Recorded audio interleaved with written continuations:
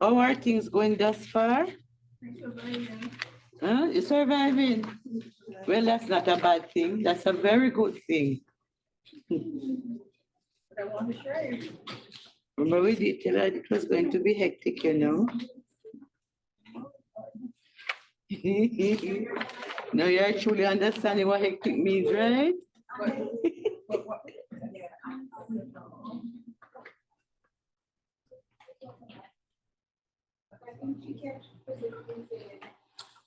So it's about 4:30 now, right? So we are going to start our session, and today we are going to be looking at the Ottawa Charter for Health Promotion. That is like a health promotion Bible. Yes, that's the foundation. Although we have been doing things before, but the Ottawa Charter helps to pull things and put it into perspective. So it is like our Bible. And I find this nice picture of Ottawa. I like it. Yes. I went to Toronto. I've never gone to Ottawa. I mean, it's nice. If I go downtown Toronto, it's pure high-rise building. It's like a city of high-rise buildings. Downtown Toronto. Everywhere you look is just pure high-rise building. Like seriously, it's pure high-rise buildings.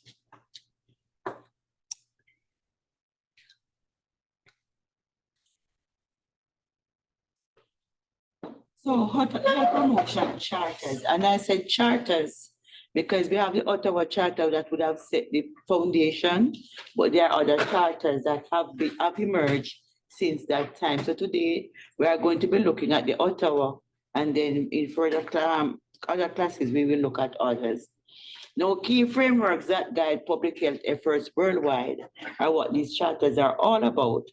And they provide principles, they provide values, they give us strategic actions for improving health at individual as well as the community level. So it's zeroing on the individual, zeroing also within the environment within which they tend to reside. And remember, community, how would you define community?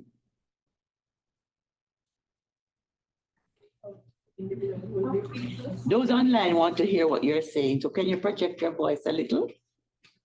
Groups of people who live close to each other, or they are they mix and mingle among each other. So probably the same vicinities, church, school, they're all intertwined in some way, somehow.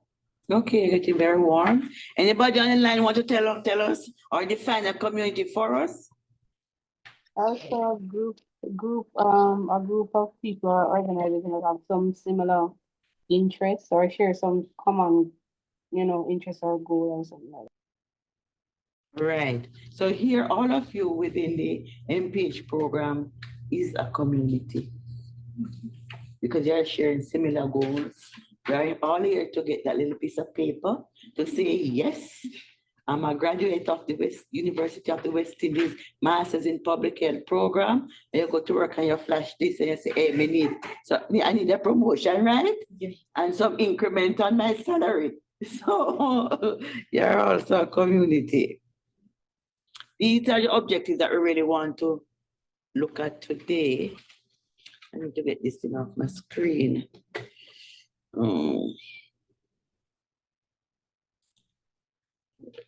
What? That is leaving meeting. This is not right.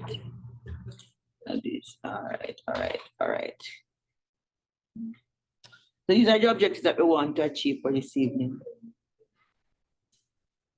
We want to put into context the development of the Ottawa Charter for Health Promotion and its relevance to challenges in public health.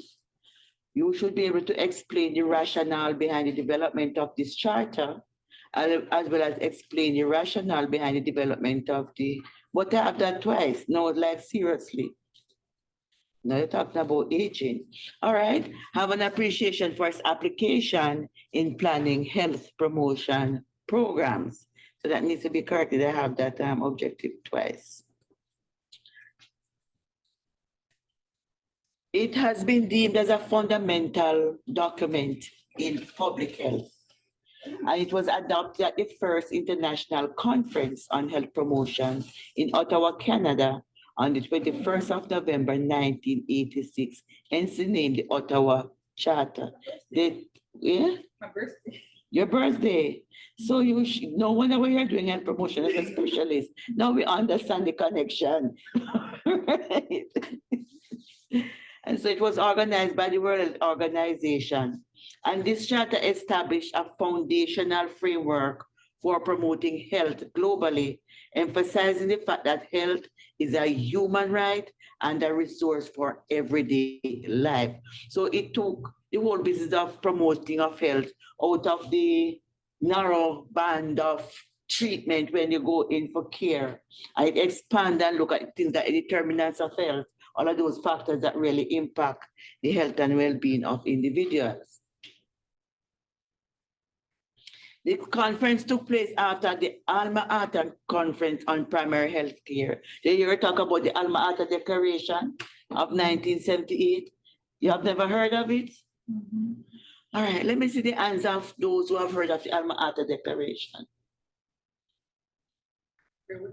I was trying to wonder. I've read parts of it. Yeah, I heard about it from primary health care.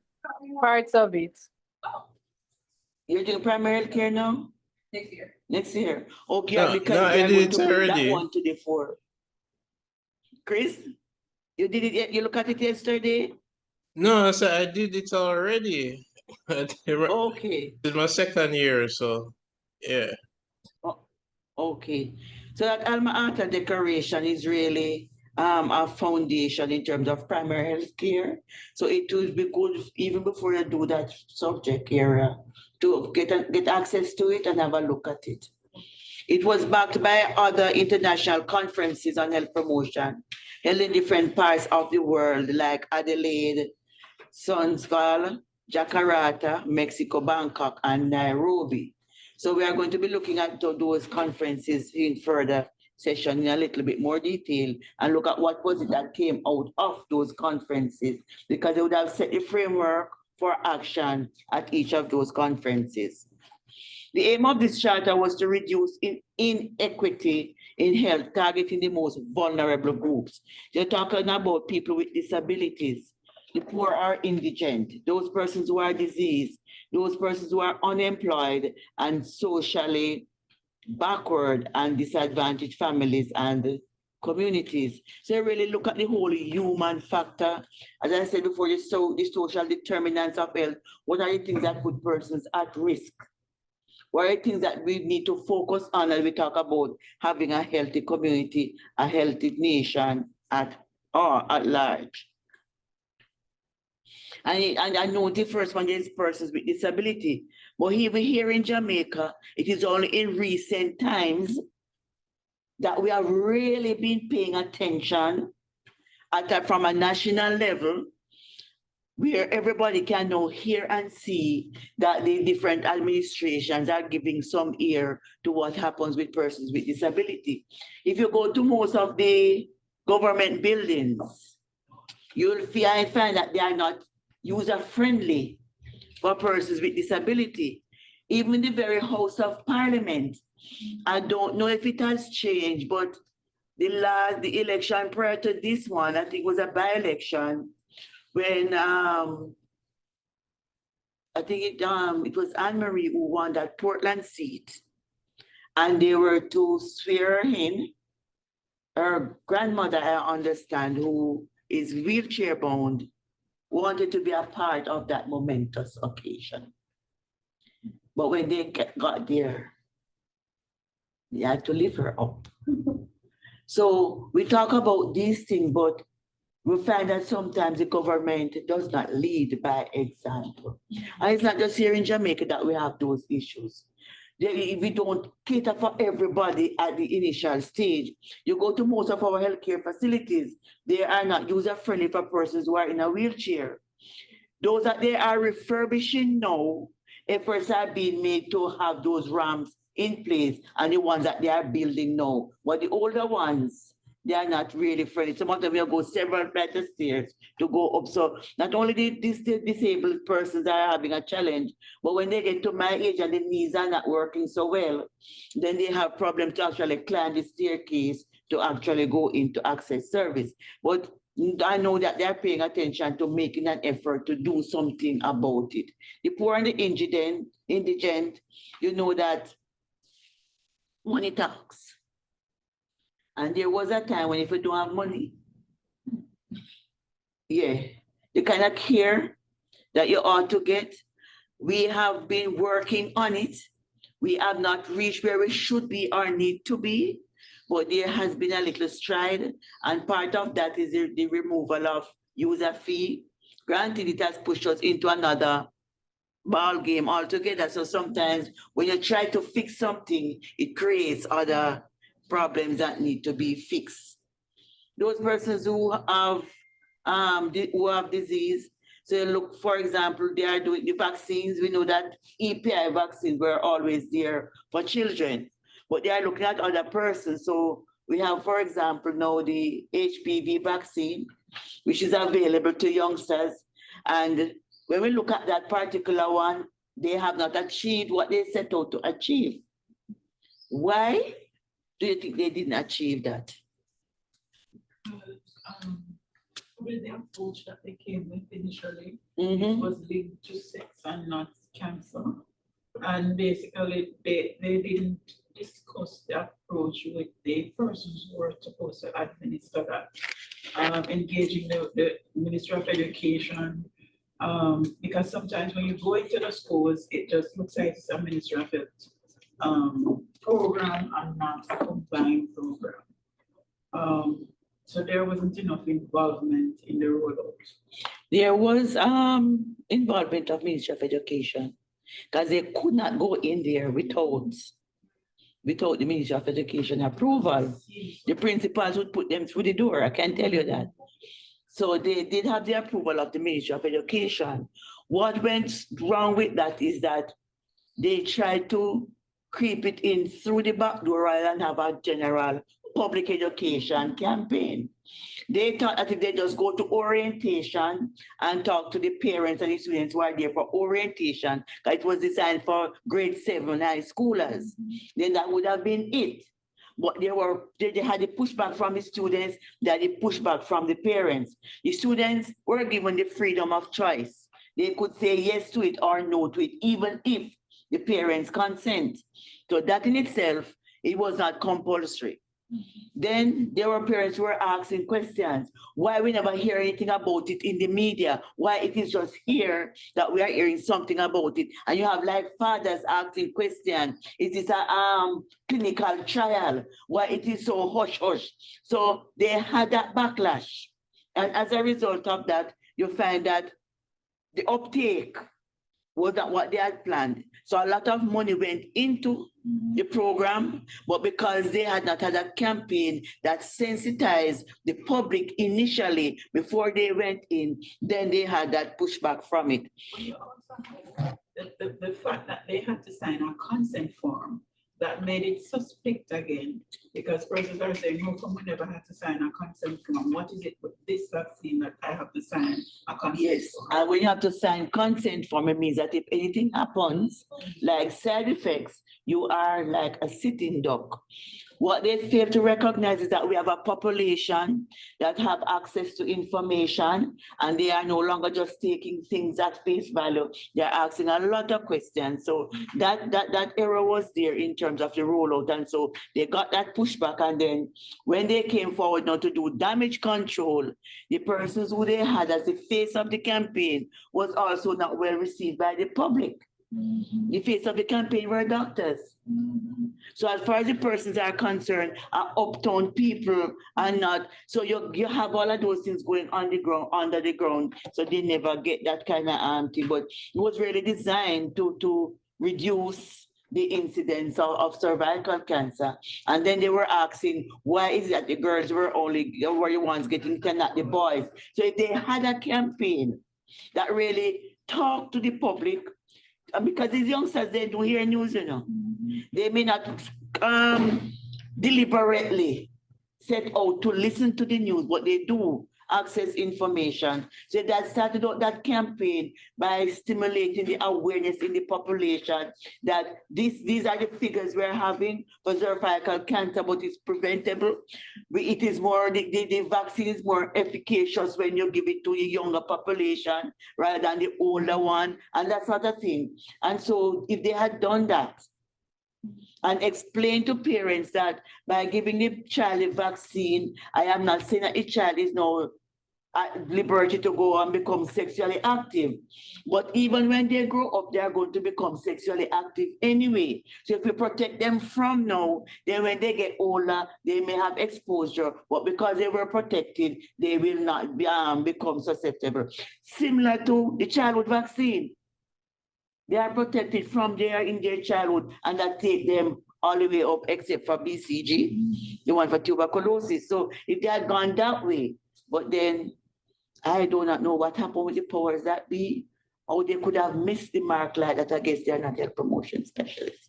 I'm sorry, I had to plug that one in.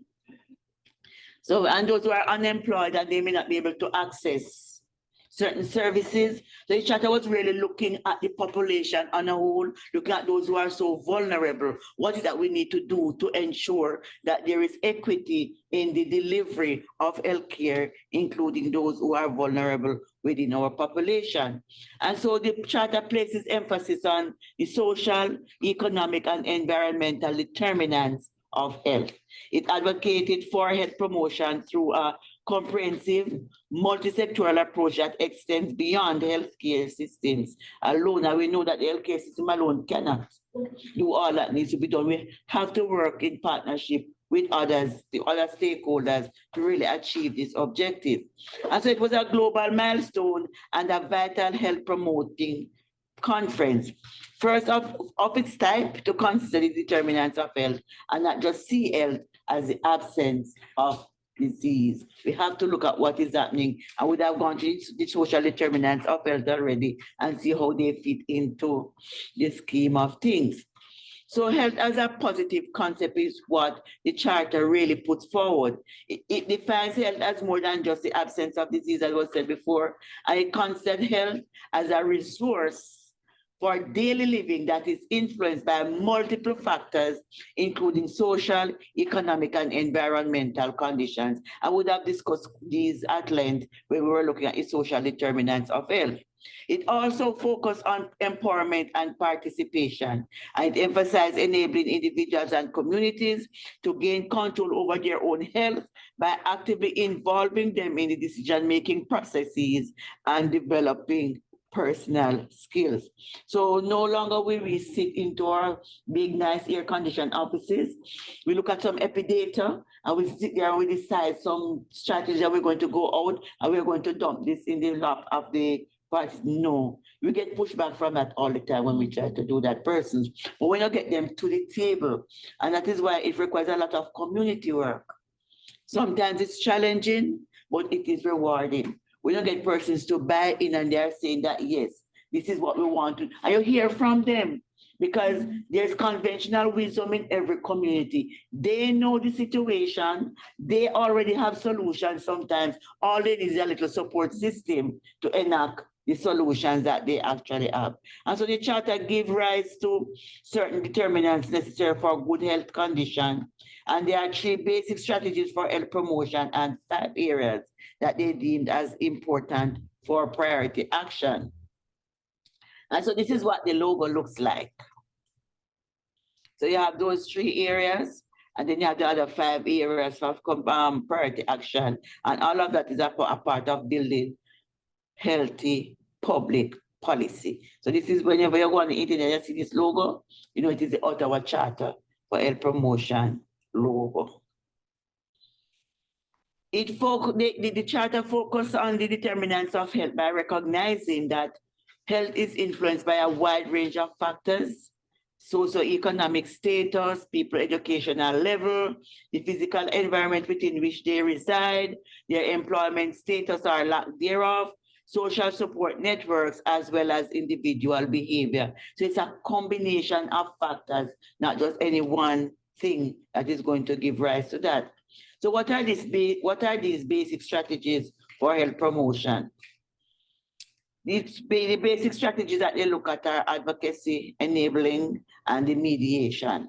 And improvement in health requires a secure foundation in these basic strategies. How do we advocate for or build the capacity at the community level for them to do their own advocacy? How do we provide a platform or an environment that enables them to acquire the skills that they need to do what needs to be done? How can we mediate on their behalf? And we are going to be looking at those in detail. When we think advocacy, we have to remember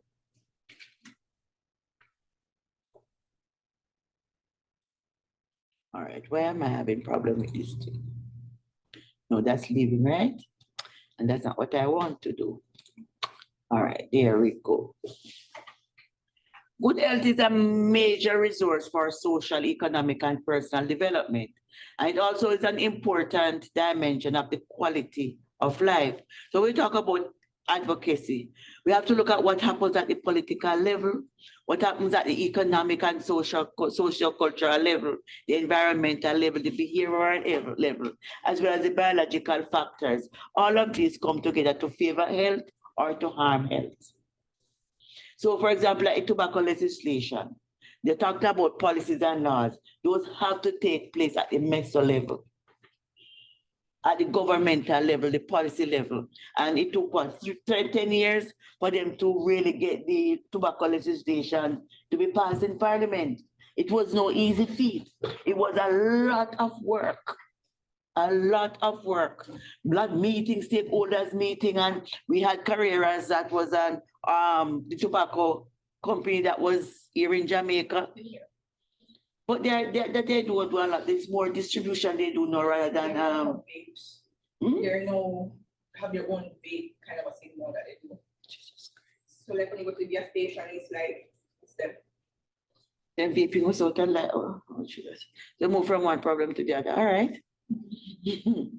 So a lot of engagement had to be done with them. Now, one of the things that you have to keep in mind as healthcare practitioners, especially when you are doing research, who fund the research that you are doing?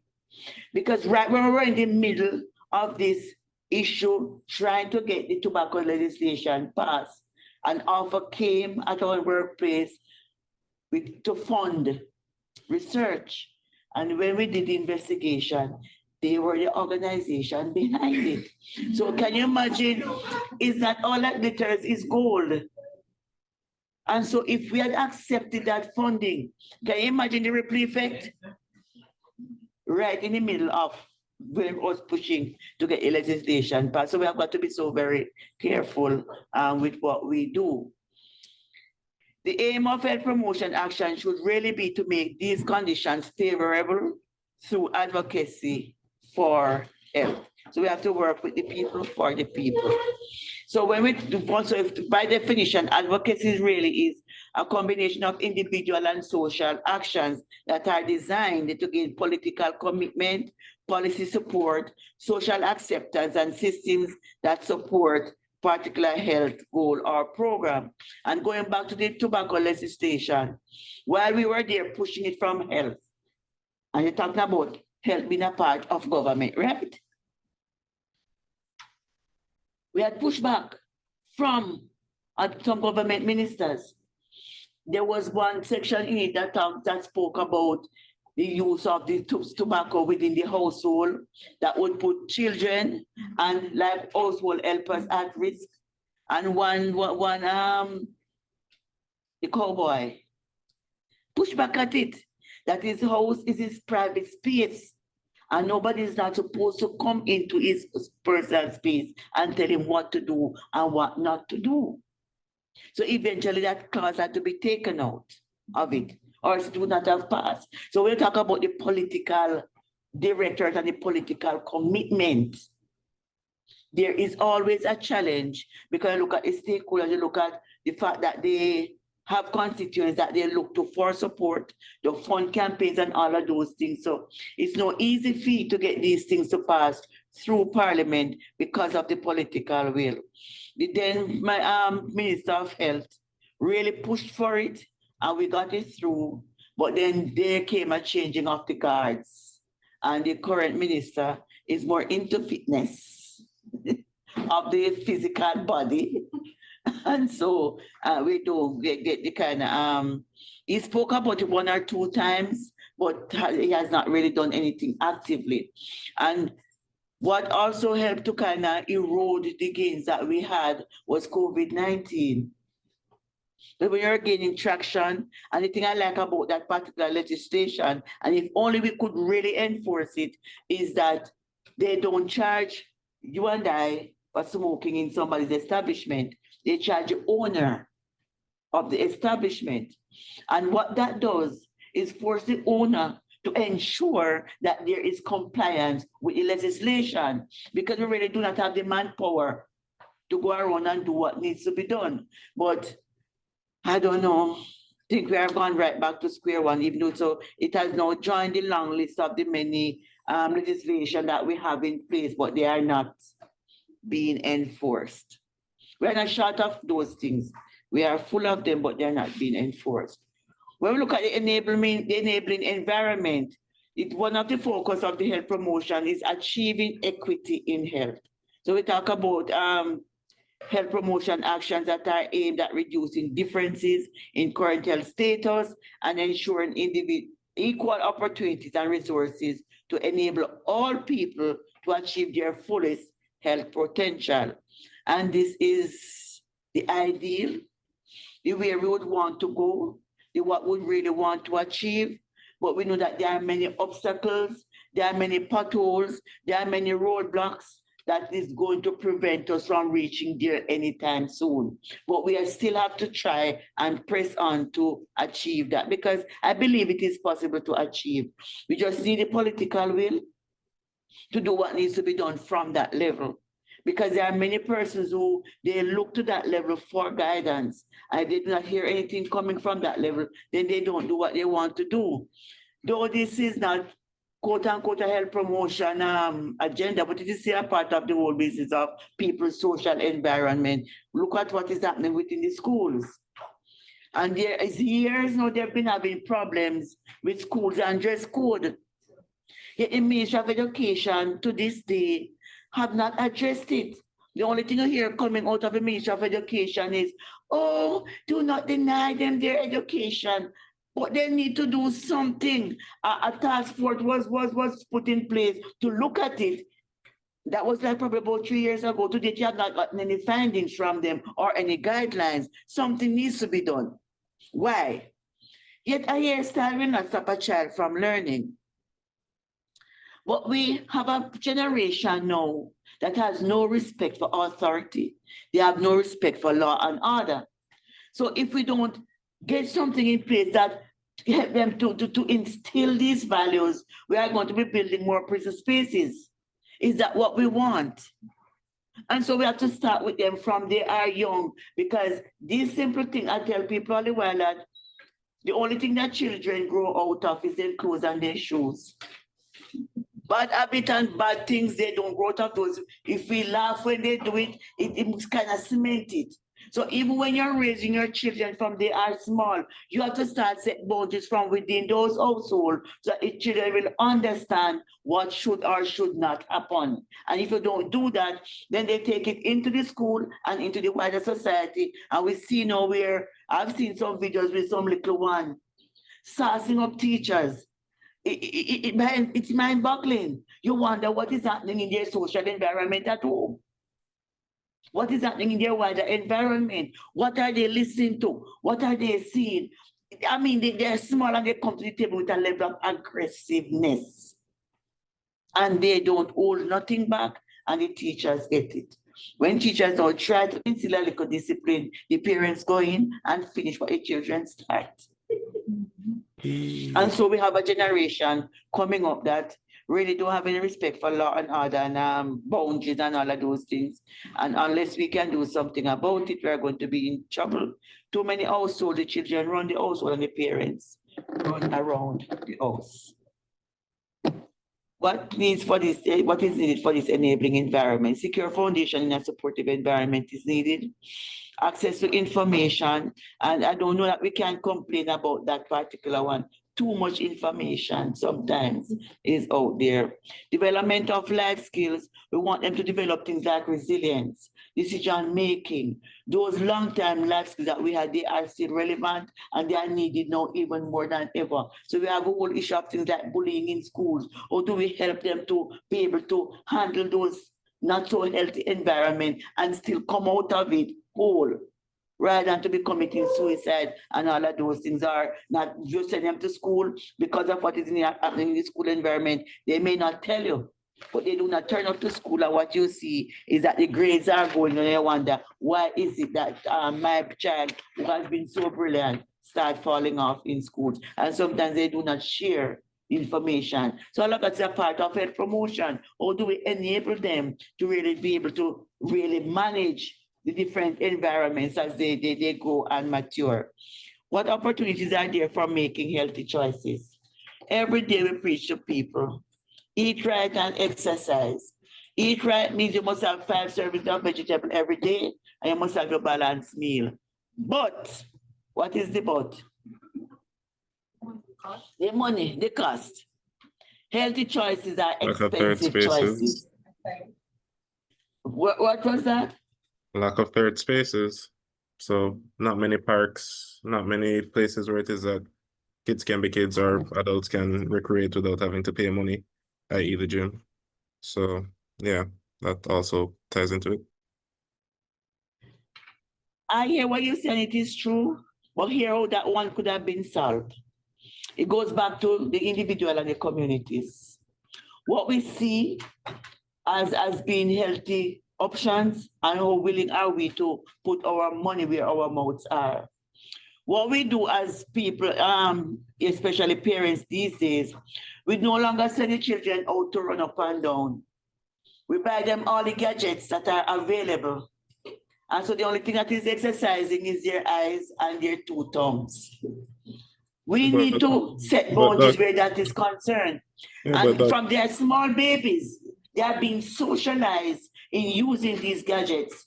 And as they whoop them out, we give it to them because we want them to keep quiet. Wrong.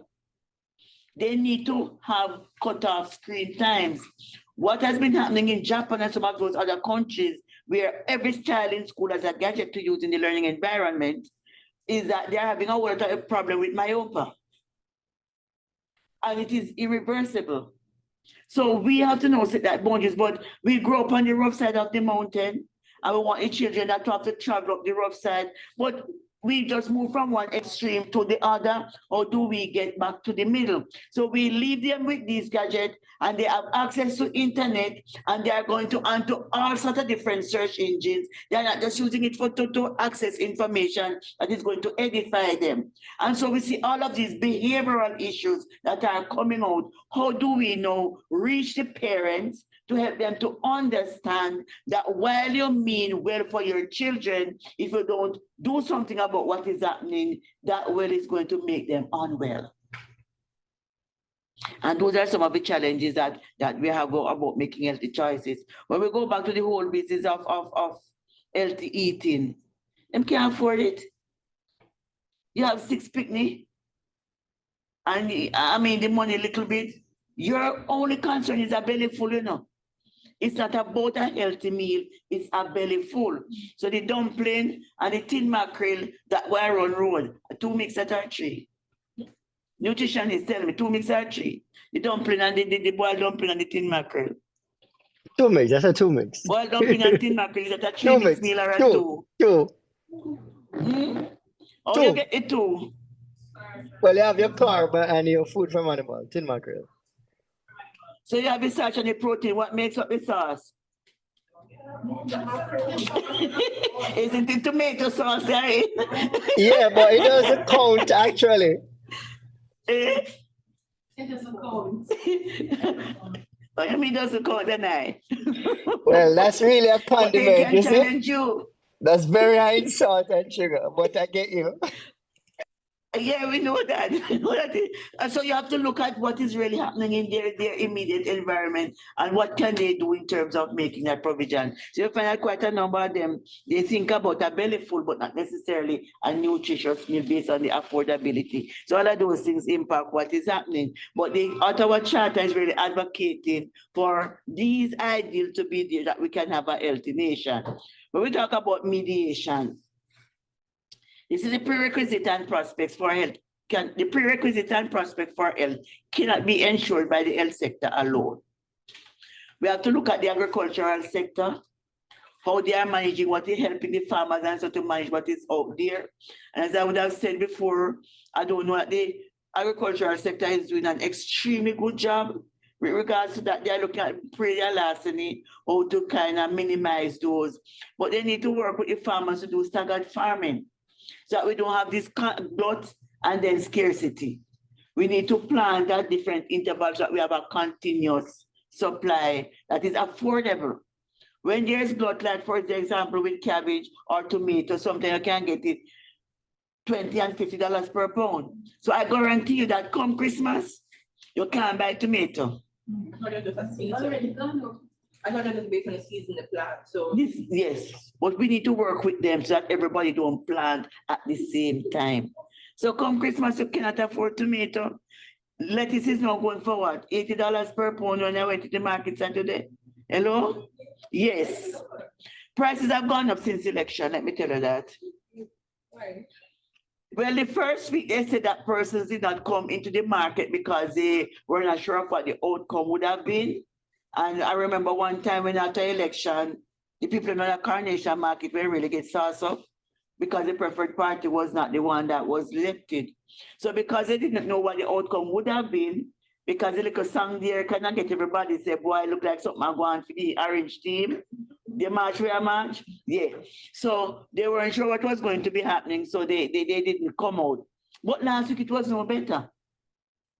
The prices were not much better. So leading now into the Christmas season, you are going to see that the prices are going to be going up gradually over time. So you can't afford tomato, you can't afford lettuce.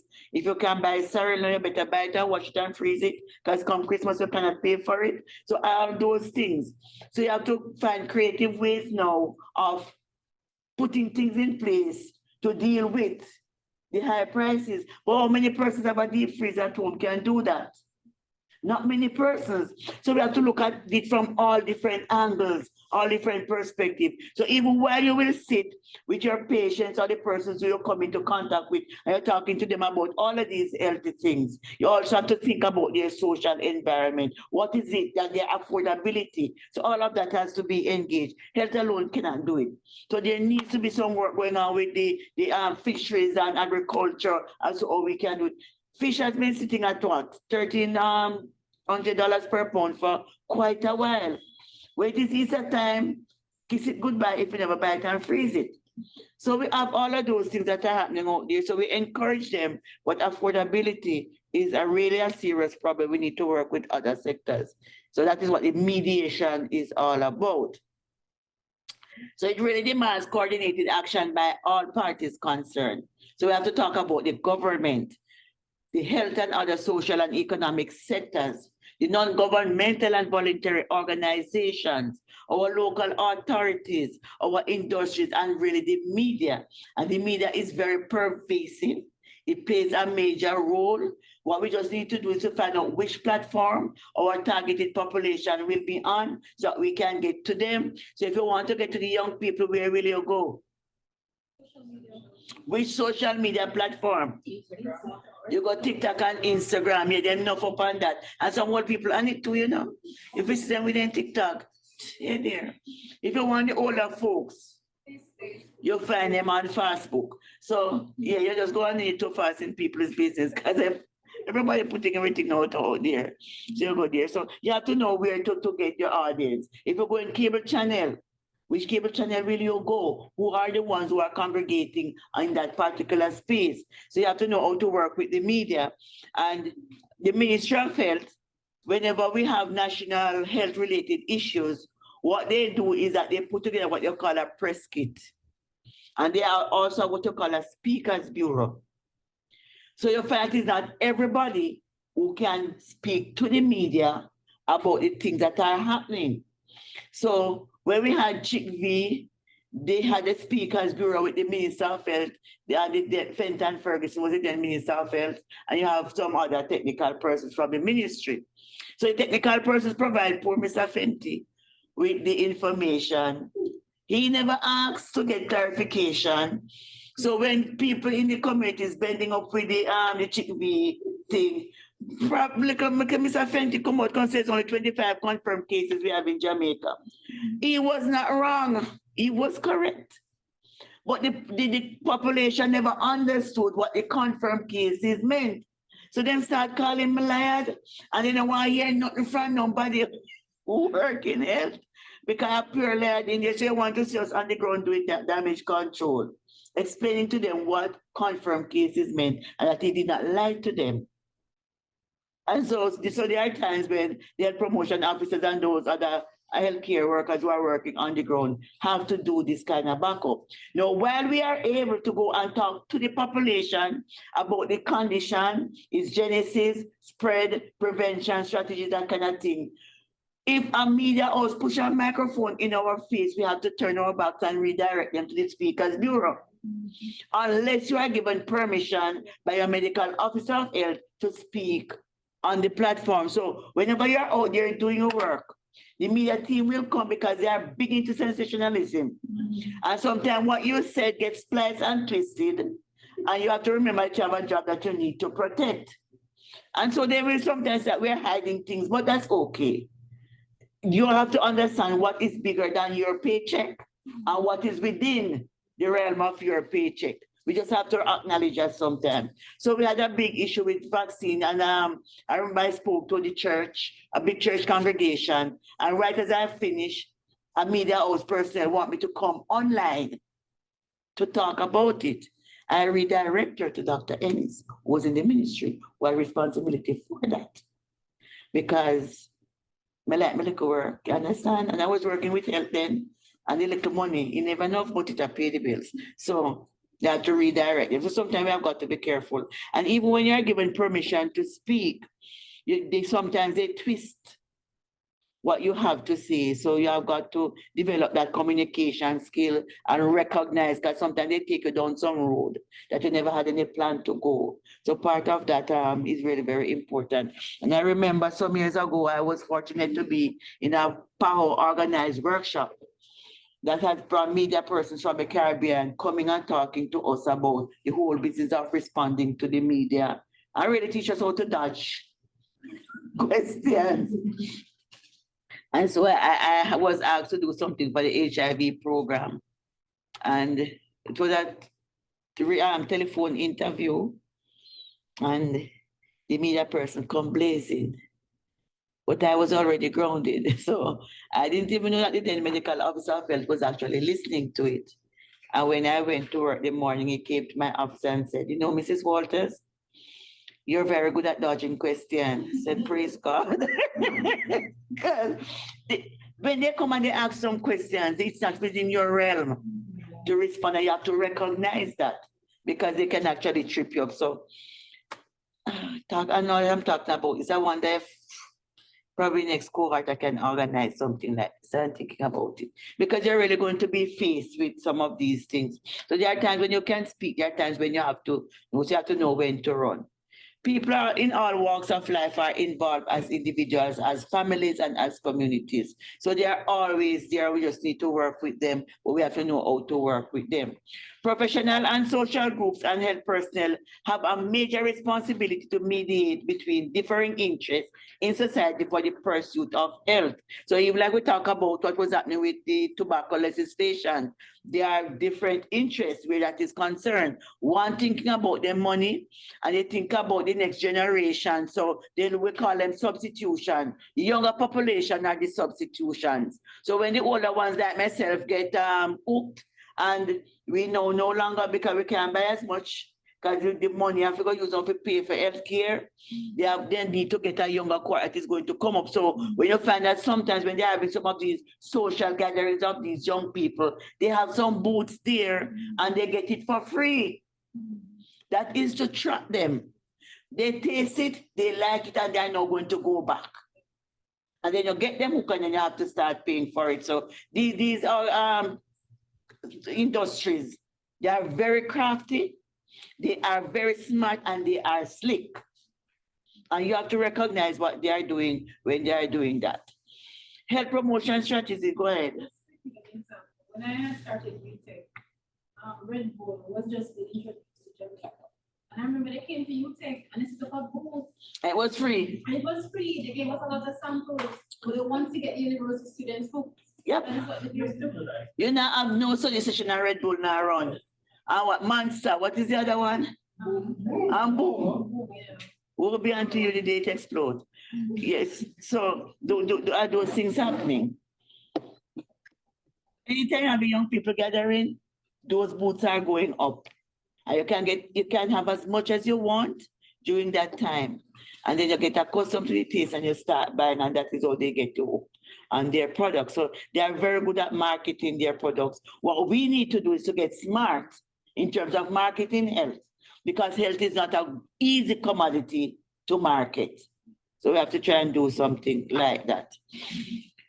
Health promotion strategies and programs should be adapted to the local needs and the possibilities of individual countries and regions to take into account differing social, cultural, and economic systems. So a lot of our cues sometimes is taken from like the Pan American Health Organization or WHO. We can go back and look at what happened with COVID-19. We were looking to them for the guidance and direction. But in the same breath, we also have to do the necessary modification rather, to ensure it fits within our culture, because they are giving a global thing and you have to look at the different economic situation and allow for it to fit within the culture. But we were taking our cues from them.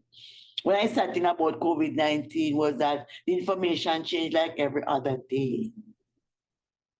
So after a while, you find the population get very weary and they were no longer willing to listen.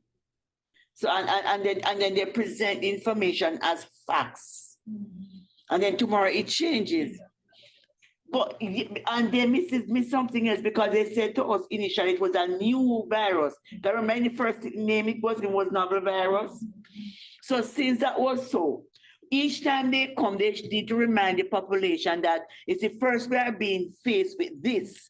So there are things that we do not yet know about it. But we sometimes, because we're up there and the little pride thing, we don't want nobody knows, so we don't. So you just kind of come out and then you erode the thing that you wanted to do. So we have to really adapt and fit things according to our local culture. We are now going to be looking at these five key actions in the Ottawa Charter that we have been asked to look at. And so we have the three strategies: the advocacy, the mediation, and the enablement. And how do we apply all of these to these five action areas? The first action area is building healthy public policy. And this one calls for action at all levels that support health and reduce health inequalities. This includes legislation, policies, regulations across sectors. So we talk about education, housing, transportation, and the environment. And all of those form a part of the social determinants of health. It is coordinated action that leads to health, income, and social policies that foster greater equity. Joint action will contribute to ensuring safer and healthier goods and services, healthier public services, and a cleaner, more enjoyable environment. Are we experiencing this in Jamaica? Is it total? Is it a complete no or yes? Or is that we're having semblances of different things, but we are not at the place that we need to reach as it? Because we do have some goods and services that are healthier, yes. We do have some healthy public services.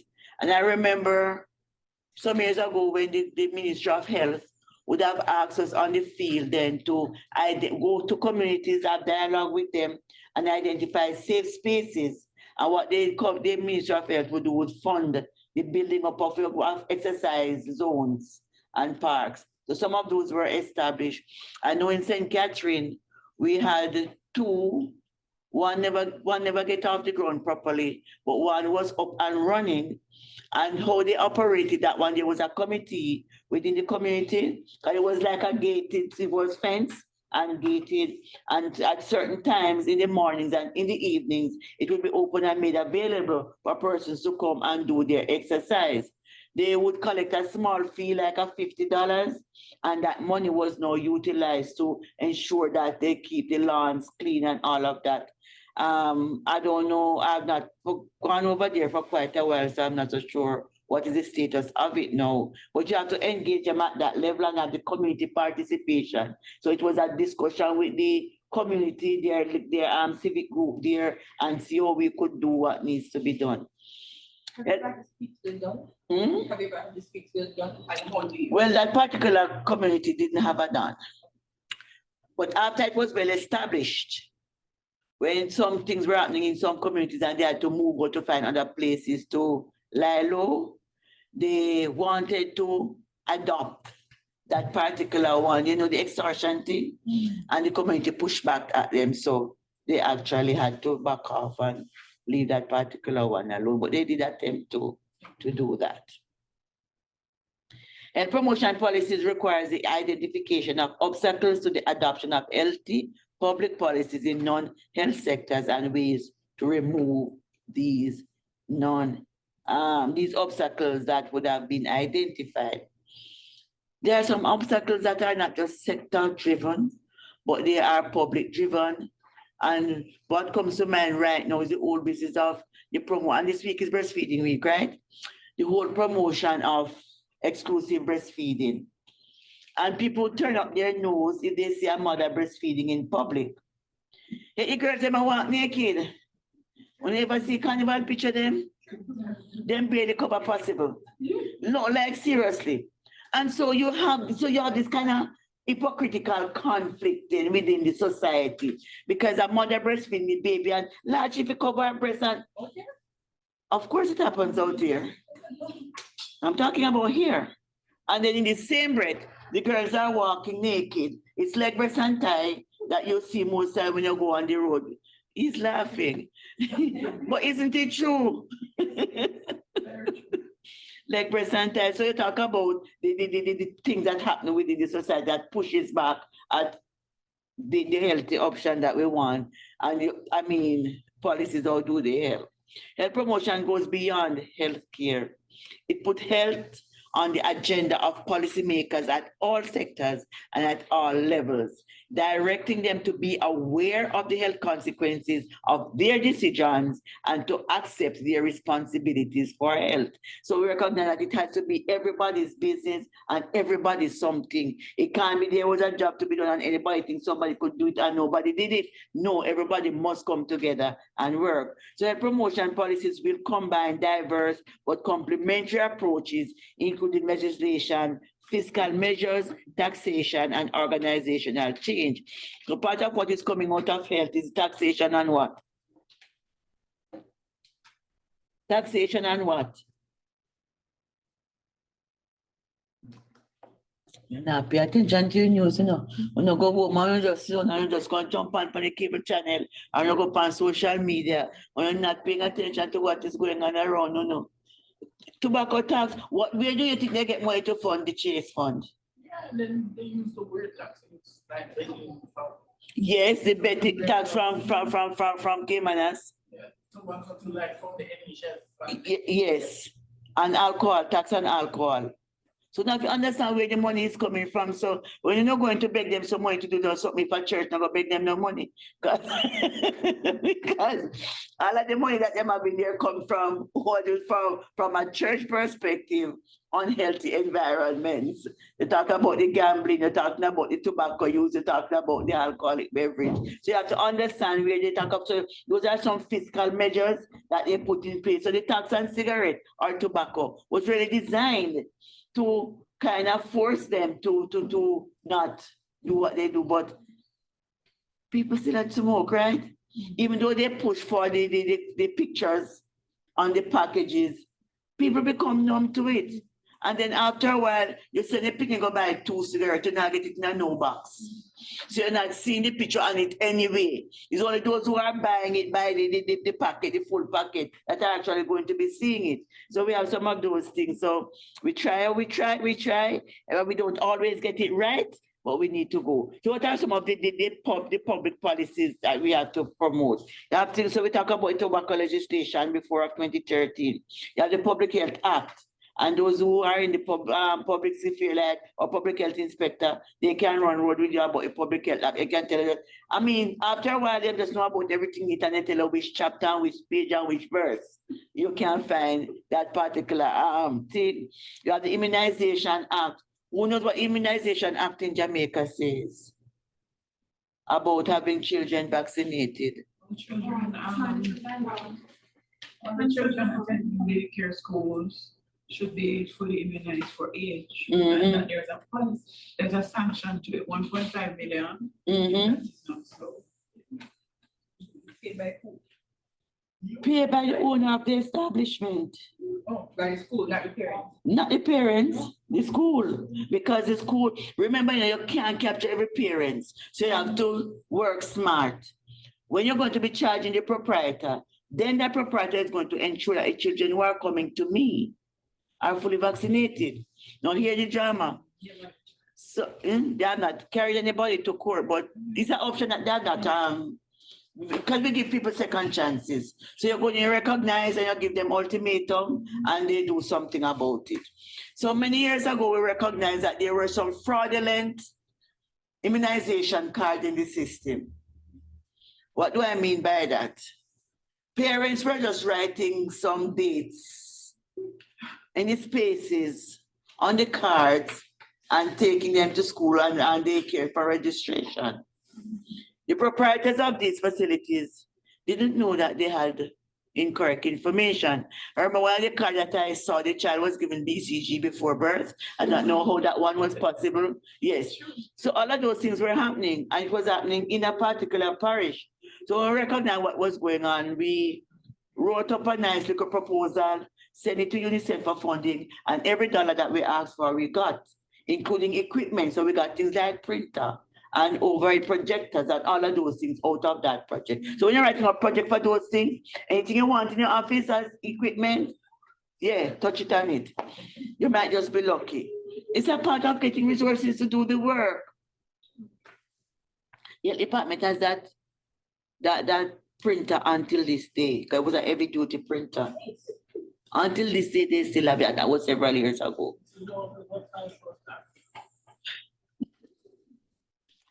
A particular parish in Southeast, and I will give it there. It is in Southeast. Yes, because I worked in Sierra for many years.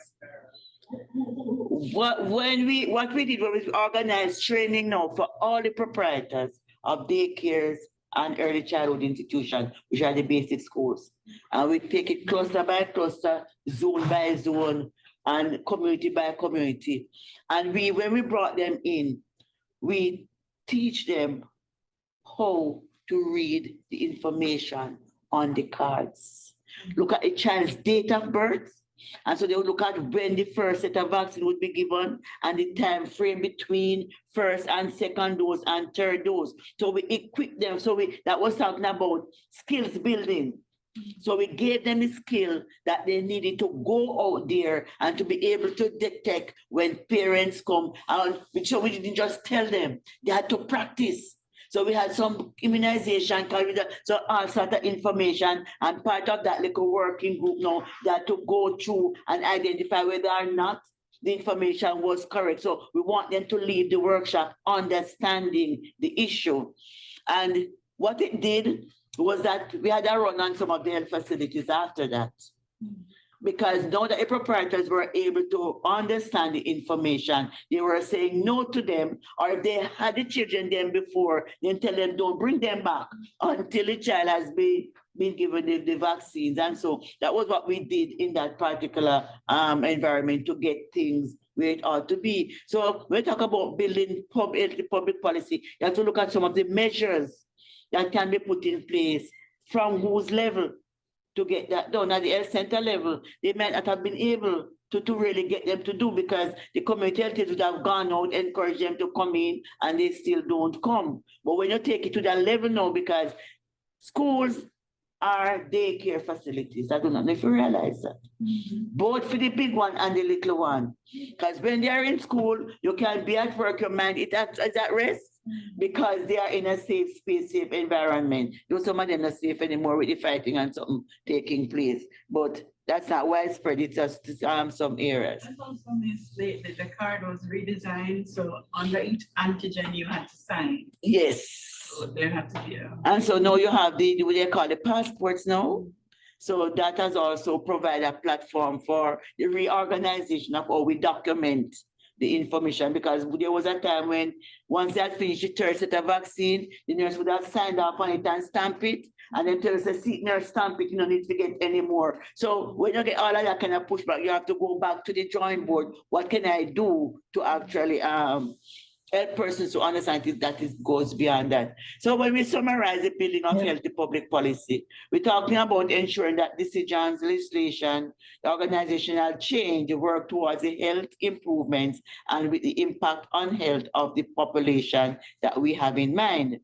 We look at governments, public servants, commercial enterprises, lobby groups, the unions, the non-governmental organizations, everybody working together in joint action to improve the health outcome. Health cannot do it alone. We have to work in collaboration and partnership with other sectors. How do we go about involving it? And it also involves identifying the influence of policies on health, identifying and removing obstacles to the adoption of health. So for example, demonstrating long-term advantage of policies, providing research evidence, and of course the counter arguments are going to be there, but you have to be prepared for them. So when we are going to be launching a campaign, we have to try and get into their headspace and think about what is it that could cause a pushback and make plans for it. Because if you don't go, you'll go and you'll get hit across the forehead and you're not able to respond in a way that is going to help them to do what they need to do. Our second stop is creating supportive environment. And the emphasis here is on the need to create environments that support healthy lifestyles. We want to focus on both physical and the social environment. It includes things like clean air and water. And I know that NEPA would have done some work in terms of checking for air quality. And so often the results come back that in some areas, the air quality is not really very good, not conducive. But so you think about like when you're having Riverton City on fire. It has not been burning for quite a while. And we are happy for that, because when that burning starts, sometimes as far as you can go up into the hills, people are coming down with respiratory distress because of the impact on it. Safe workplaces. How can we make our work environment a safe space for persons who come into work? Do you have a safe working environment where you are? You work in a volatile community that sometimes you're at work and you get a call that you need to pack up and go, even though patients are still there, and you have to get out of town, because if you don't, within an hour or two, you may need police escort to get out. So those are some environment, and the government, one of the things that they had done as compensation was to pay a little sum for persons who have to work in some of these volatile. What is that? Location incentive. You gave it back to them. Your unions who went to the bargaining table gave it back to them. No, we didn't. Yes, you did. No, that was never sign off on it was a coercive environment. If look, you see, we forget that we have people power and we're not utilizing what we have. There's a thing called people power. If we never signed a document, they couldn't take it back. So having signed a document, we have to live with it. Okay. We really didn't have a choice. You do. Yeah, look, the doctors still have not gotten the new overtime rates. We still have our old overtime rates because we tried to use that people power and they put us in IDT.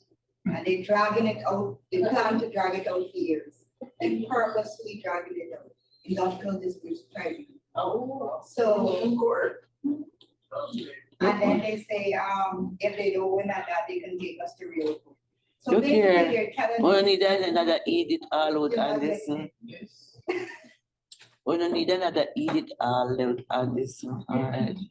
What versus are, like, I feel like that's kind of like. We don't need an edit. Trust me, they were afraid fair. Access to recreational areas alongside supportive social network. And I know that we are currently having some issues in Jamaica with things like our beaches and access to our beaches. And that so you find that we talk about providing a supportive environment, but sometimes the very governments that are there to help to make sure that this happens, sometimes they don't remember that they would have encouraged us to do these things. And so we get, but so quite a number of areas have been taking the government to court to let their beaches and so remain so that they can have access. So it goes back also to budgetary allocation as part of that supportive environment. How much money is being allocated? And how do you share up the pie that you have? So in health, one of the things that I would have looked at in health is the fact that when it comes to the budgetary allocation, Sarah has 47% of Jamaica's population. Are they getting more money than a southern region, than a western region, than a northeast region? And so they may get the same allocation with more persons to provide for and expect to perform like the other regions. It's not going to happen. All the regional hospitals are in zero. So it's easier for us, for Sarah's figures to look bad when compared with other regions because of the magnitude of the person that we have to provide care for. And if anything go wrong in the other regions, they carry them right into Sarah for care because that's where the regional facilities are. The type A's that has those specialist services. So they talk about the rules of equity so that everybody can have access to. These are some of the things that we have to look at. So we can't look at it from a narrow perspective. We have to look at the broader social determinants of health and how all of them actually impact. What do we do when we have natural disasters? What are the parishes that are most impacted by natural disasters? What needs to be done for these parishes and areas whenever we're having natural disasters? We in Sarah here, we tend to have issues mostly in St. Thomas.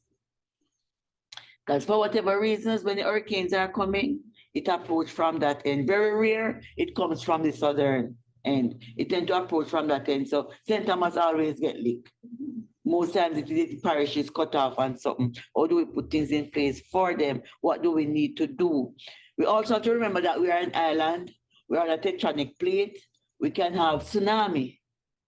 I know in recent time, as part of the disaster preparedness, they would have put in like warning system in areas like Old Harbor Bay, that they would, and they had drills so that people, when they hear that sound, but they don't have no hill to run to, so I don't really know them to. But when they hear the sound, that they know that danger is there. So each time I'm going to St. Thomas, as you're coming down, White Horse is there.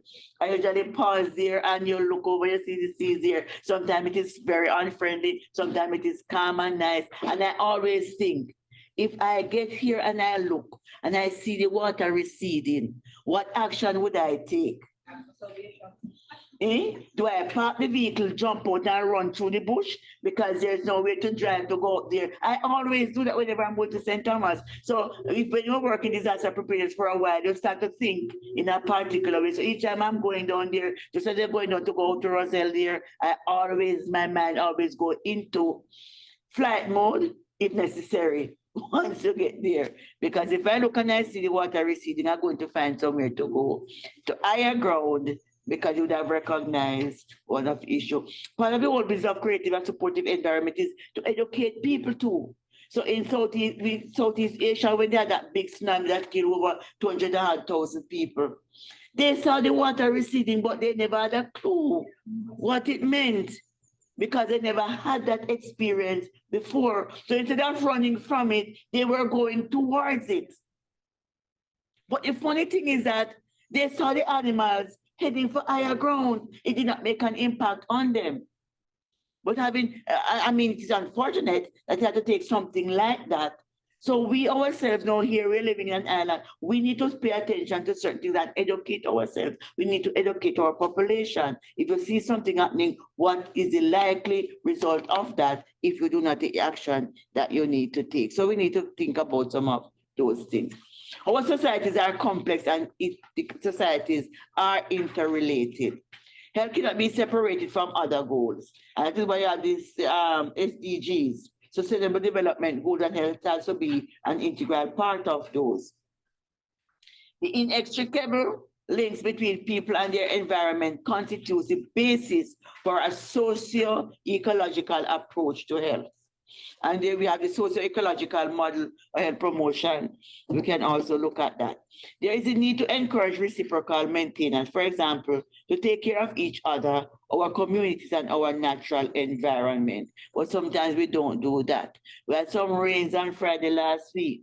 People couldn't go home for how much hours they were on the road. When you look at the gullies, the amount of debris that is there, you talk about the bottles. And I'm saying that that's an individual action. Where do we dispose of our solid waste? Government has a role to play. There is a solid waste management organization. Is it equipped to pick up and transport all the solid waste that are being generated? So it's a combination of factors. But when you look there, I mean, as the ranges will the place flood, there's something wrong. And then you have the development taking place that is also impacting on some of that natural runoff that you normally have. So you understand the whole business of the social determinant of health and the many things that comes together to determine whether or not we have a healthy population. What time is it? 5:47. You need to tell me when it is time for me to stop talking. The conservation of natural resources throughout the world should be emphasized as a global responsibility. They talk about the natural resources of a country, and we already know that we're having issues here in Jamaica because our natural resources are being confiscated by the bigger players.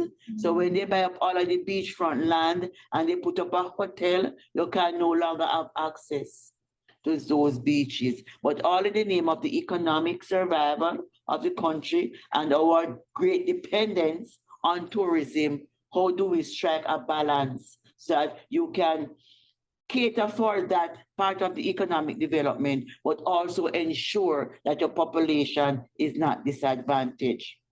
Changing patterns of life, changing patterns of work and leisure have a significant impact on our health. We now live in an environment, it's not like when our grandparents were around. You know, they weren't getting sick very often because they did a lot of walking. And the food that they were having, they were more organically grown. Now we get rich and we can afford the McDonald's and the Wendy's and the Starbucks and the KFC. We never see KFC line up Friday evening time. Blessed assurance. I never know that people never cook on a Friday until I leave the country and come into the corporate area. When they were giving the giveaway, when they had a giveaway for when they had a giveaway and the nationality, Jesus God. And you talk about having a healthy nation. On a serious note, so there has been a shift in the whole cultural environment, and we are paying for it. You have a little more money to spend. You don't spend it on healthy options. You just work on it. Just should be a source of health for people. So here, no. You see, when you take your vacation leave, it should be used for vacation, right? Not to go to Uncle Sam's country and try to get one next job up there, and you're working some greenback, and when you come back, you're tired, but not how you left work, and you went back to work tired. Take your leave and go and relax. Burnout is real. Burnout is real. You have what, 14 days departmental leave? 10. So if every quarter you take one as a mental health break day, when you just don't do nothing, you just take a day there and you don't do anything. Just relax. let down your ear, recharge, re-energize. You're getting up every morning very early. That morning you can't sleep late. So you something like that. And so when we start to pay attention to us, then we are going to be in a better position to take care of others. But when we pop down and then pop down, who will help to lift up anybody? So I beg you, when you go on a vacation, don't go out and go work. Hmm?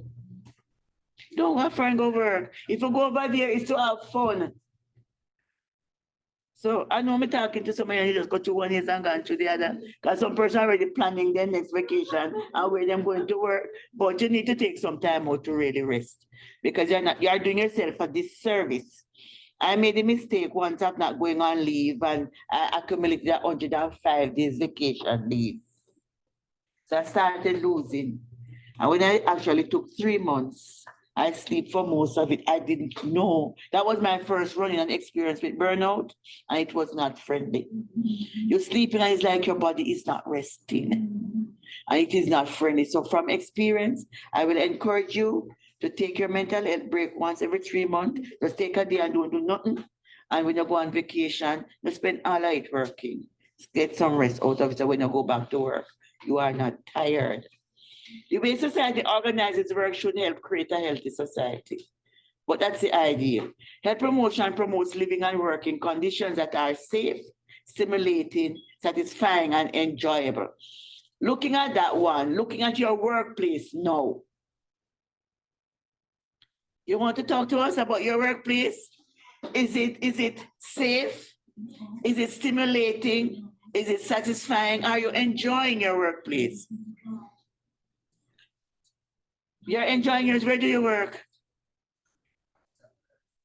Oh, geez, JDF. Yes, man, I'm paying them good out here to you, see? And then pension look good. So I'm just telling you. And they do make provisions for them. But most of our workplaces, are they safe? No, on a serious note.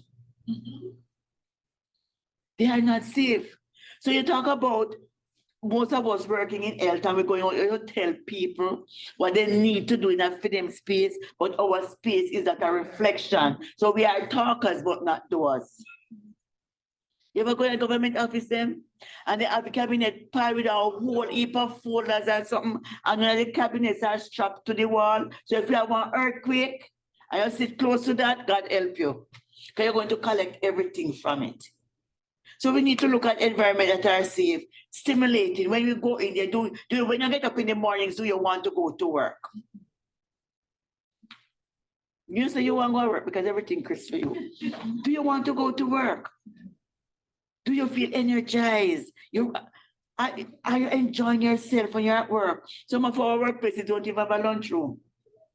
The office full of one whole heap of woman and no sick pay.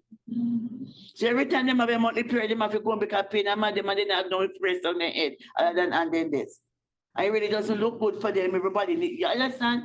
So those things are happening. So the question that I want to ask you now, having been exposed to all of these things called health promotion and health promoting workplace, what do you think you can do differently in your workspace? Because you now need to become the agent of change. And you can't get help from JJ if you're not after no help. No. Yeah. That's true. You having breastfeeding thing tomorrow? When you're having it Thursday? I'm not sure what they're doing. Okay. There's something is happening out there for breastfeeding week. That much I know this week. All right, somebody said KPH has too much politics. Agree. So if you have all of those politics to deal with, how can we get around them? Because there's a solution to every problem. I'm not saying it is easy, but there's a solution to every problem. Do you have welfare committees at your workplaces? What is the welfare committee doing? How is it taking care of the caregivers or simulating caring for the caregivers? Because you are caring for other person, but who is caring for you? And I know it is hard because I put together a proposal and I entitled it Care for the Caregivers. I never go nowhere.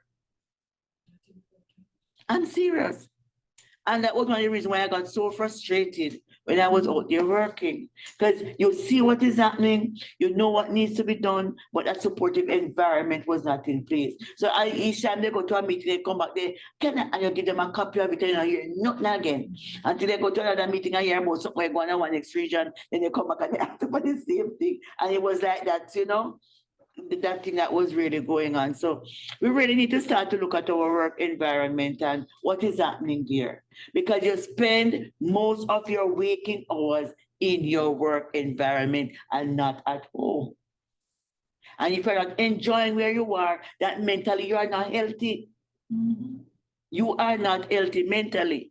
So sometimes like you're just going through the motions, taking care of others, but you yourself need somebody to take care of you. So one of the things I used to do when I was at the regional office was to organize things like pap smear.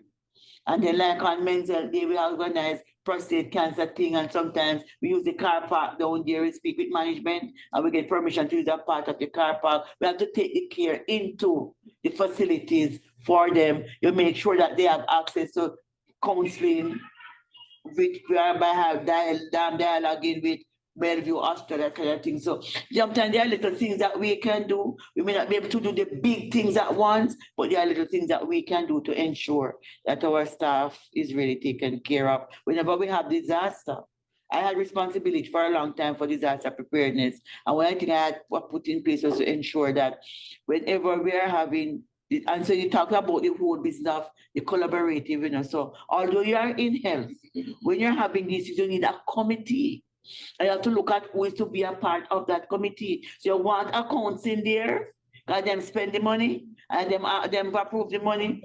You want HR as part of it, because HR is all about people's welfare. And I remember when I was working out in St. Catherine, I'd gone to a facility after a hurricane, and the staff member was very irate. She said, imagine, nobody from the regional office don't call to ask how we do, but them come call to ask if we collect money. And she was really very livid. So when I have reached that level where I had responsibility, HR had to be a part of it. So part of what we do there in that office is that whenever it's hurricane season, by the end of April, May, going into June, you have an update listing of staff members, locations where they live. And they updated the telephone number. They know telephone number can change. So you have that updated. So if something should happen, then after that hurricane and it called, somebody from HR now have to sit down with that list and call everybody and make sure so they're all right, those who are not in office. That's a part of taking care of your internal customers. And they are very important. Some person their rooftop might blow off. You can't expect them to come into office within an hour if you sleep. Or you don't see them or you don't hear from them. And if you don't hear from them, you find somebody closer to go check on them to ensure that they're all right. So little things like these make staff say, yes, somebody cares about me. And they tend to be more productive and they're willing to go the extra mile because they feel cared for. So we have to think about what you can do within your little workspace to look at the whole business of workplace wellness. Really very important. Sometimes you can send on a little word of encouragement on a Monday morning on the internet. You'll be surprised how many persons read it, and I'm speaking from experience. I didn't even know that persons were reading it. Until I went to one doctor and said, oh, I used to up them every Monday morning. I said, okay, cool, they're being read. So you do little things like those. You can set a little health tips on the internet for persons. You have a different health days during that time when those things are happening. You set a little tip for your staff, and so they can keep abreast. So we need to do that. Areas of technology work, energy production, and urbanization. Those are impacting. I was talking to somebody yesterday in St. Ann, not yesterday, on Sunday in St. Ann, and she said, I was at a church, and I was looking at the population and recognized that it was quite a number of elderly persons were there. So I was asking about the younger population. And one of the ladies said that when they go to school, they don't come back. So when they come up for tertiary education, they just stay in the city. Sometimes they don't go back. And so you find that how do we look at the whole business of urbanization? How do we take employment opportunities into these areas? Or do we ensure that they have training facilities that everybody now become bundled up in Kingston? You will have when everybody bundled up in Kingston, but now you have size. So like university has a site in Montego Bay, the Western campus. So persons from Westmoreland, Hanover, St. James, they can access that campus. It will help to reduce their costs because they don't have to come into Kingston to find a place to rent or all of that, plus it's the school fee. The Northern Caribbean University, they are down there as well. UTech is also there. And it took a long time for them to get to the place to realize that they need to diversify.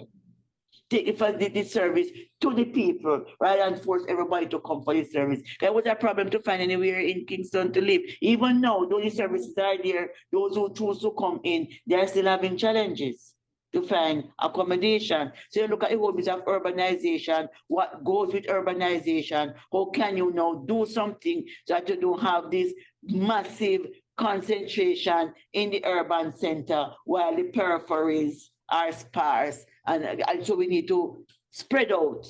And this is why Kingston have 47, Southeast have 47% Jamaica population. Training.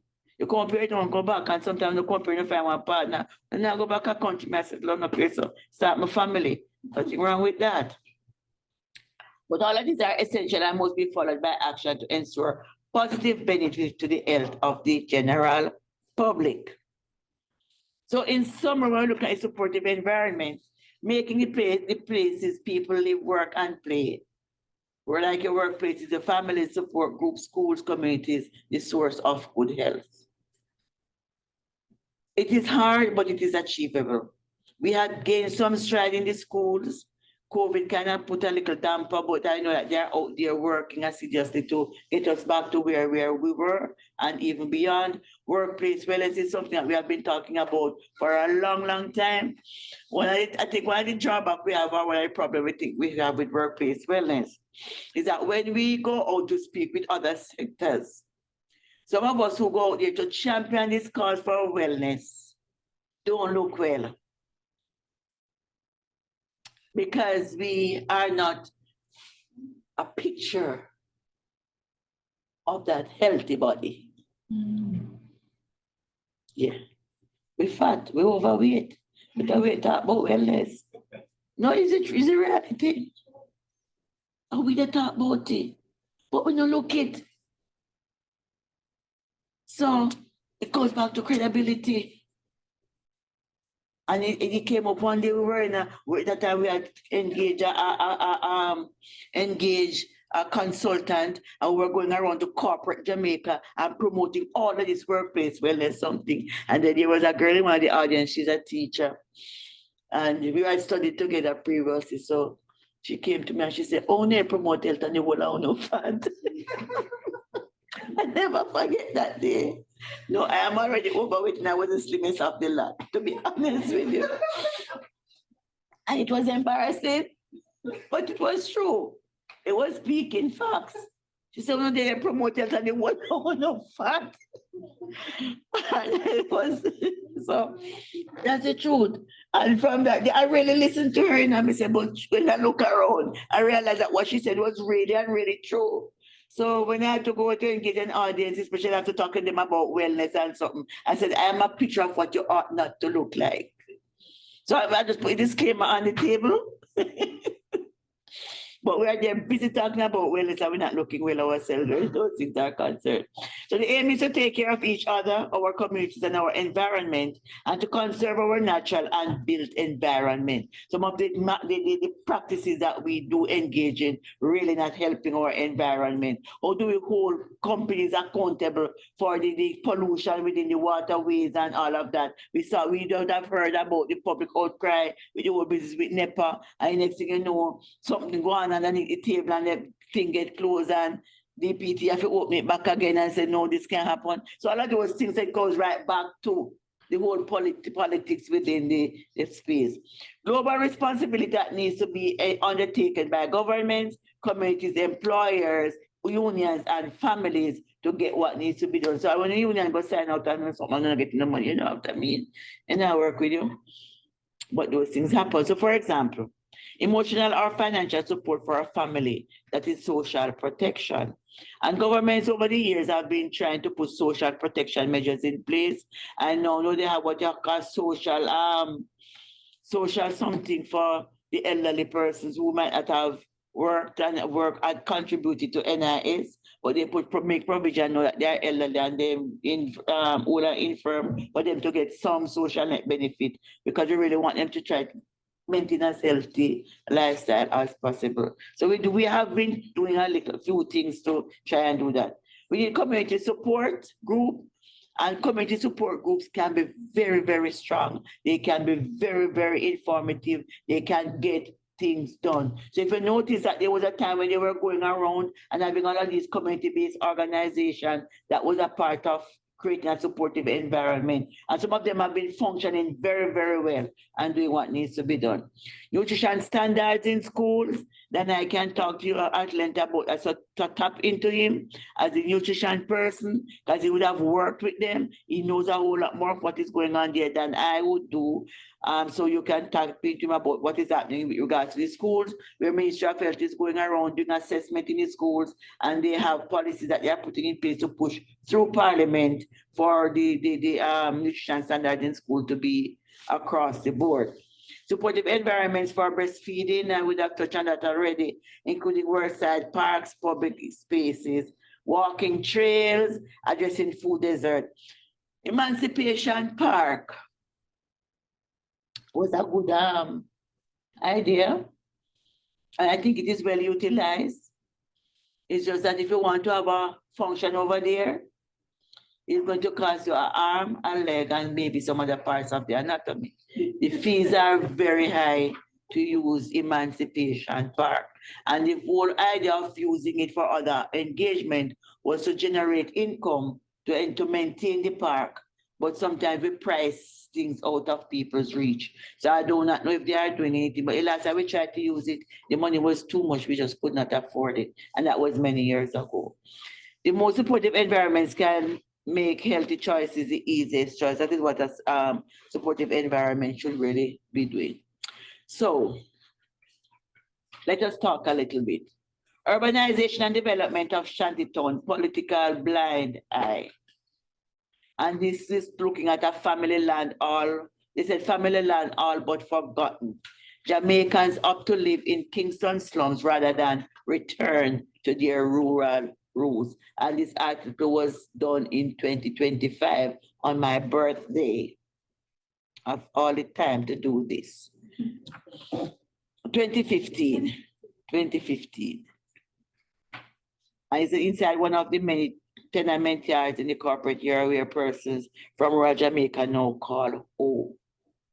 This is one of the things that happen with urbanization. Sometimes when they come, it's great, they can find somewhere to lodge. And so it is important that you diversify and spread out the opportunities, educational opportunities and other opportunities, so that persons can enjoy within their spaces rather than have to be doing the migration into some of these urban centers. This picture is coming out of Antigua, and it's about poverty and its sustainable development goals. And the Antigua and Shanty dwellers ask if poverty will be the death of them. They talk about the Gully Bank saga, all of the political blind eye. And we do have some of this in Jamaica, that Gully Bank saga. When it is election time, anything can happen. You get away with it. Afterwards, the problem of pulling back is still there, because now they are going to say, but when you were looking the vote, this was allowed and all of that. It's like the vending downtown Kingston. Throughout the year, they're allowed to vend on the street down there. You can't find nowhere to drive. And then when it comes to Christmas, I think when they're pulling them off the road at the time when it's the height of their income earning. And so the people protested about it. And I know that they are making efforts now to kind of streamline, because some of those streets on there, you really could not use them because they were taken over by the vendors. So all of these things, they impact people's economic life, because some of them don't have any other skill. And there are not much employment opportunities available either. But people need to eat and they need to pay their bills. So they are going to try to eke out a living by whatever means possible. This is a supportive environment in the Giftland Mall in Guyana. So what they would have done as part of supporting breastfeeding is to have a baby changing room. So when you go on the mall, if you need to change your baby, there's a space there for you to do so. And if you want to breastfeed, and you're just shy, and everybody wants everybody to see them titty, right? So if you're shy, then you can go into this space and you can actually do that feeding for your baby. And so with breastfeeding week, so I'm having my example right here. Breastfeeding friendly premises. We want places where breastfeeding mothers and their families feel welcome and they are supported to breastfeed anytime, anywhere. And this is an initiative that came out of Hong Kong. So they passed an anti-discrimination law about breastfeeding. So the mothers can, once they are up to it, they can breastfeed anywhere and nobody is supposed to molest them while they are doing so. And the question that we can now ask is, what can we do here locally in Jamaica to really support breastfeeding? You know, this was a suggestion that we made at work where we would have an area for changing and breastfeeding. The facility was renovated and that portion of it was just thrown out. And it was never. Where is it? That is in an Another Bay Health Center in St. Mary. Another Bay. We need to get back to the drawing board because as the ministry, we can't be going out there telling other people what to do and we're not doing it in our own yard. I know there's a facility, daycare facility that is attached to Bustamante Hospital for Children. There's one at Spanish Town. There's also kids clinic at KPH that serves both KPH and VJH. I am not so sure if there are any other facilities, healthcare facilities within Jamaica that has those. So you have more than 90% of your staff females and they are in the reproductive age group. They are going to be having their babies.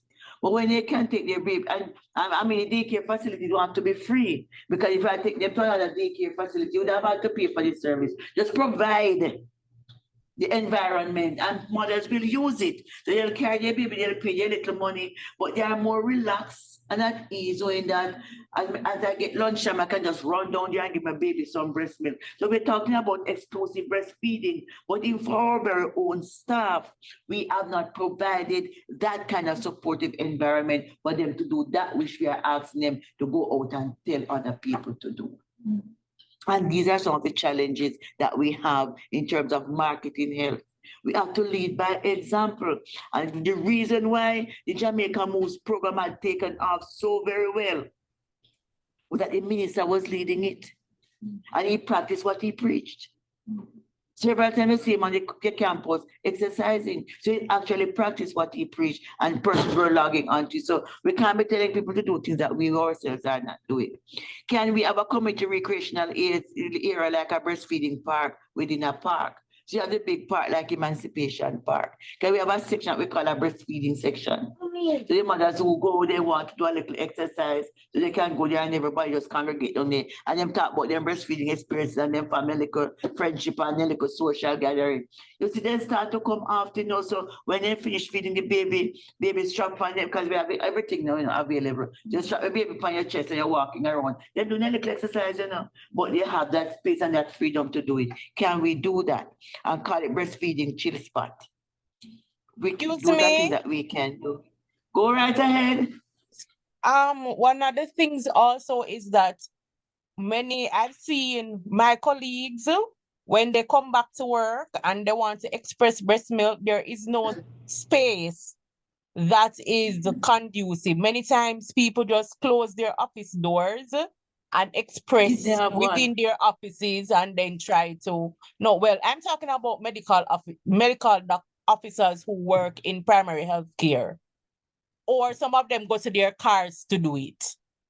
So that's something that we can think about as well. We're coming back to work. Yes, we may not necessarily want to take our children to the workspace, but is there a clean area that is available that I can retreat to express breast milk, because that also helps in terms of ensuring that you can exclusively breastfeed for 6 months.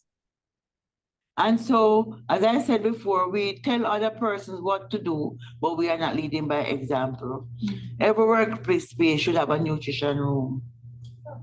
Like seriously, if you have a large volume of female, but what we expect is that when they come, if they want to do the expression, they must go in the bathroom. Would they eat in the toilet?